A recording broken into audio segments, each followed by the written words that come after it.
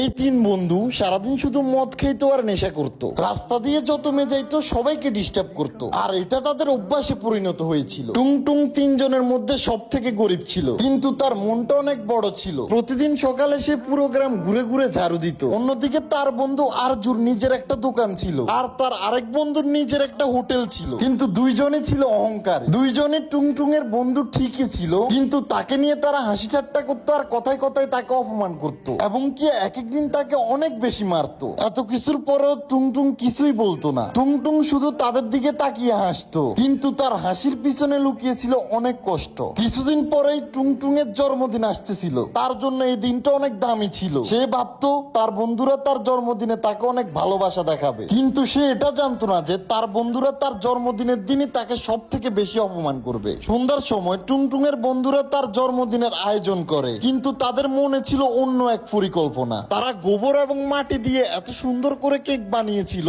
যেটা পুরো সত্যিকারের চকলেট কেকের মতো দেখতে ছিল। টুংটুং ওইখানে আসে এবং তার বন্ধুদের এই আয়োজন দেখে সে অনেক খুশি হয়ে যায়।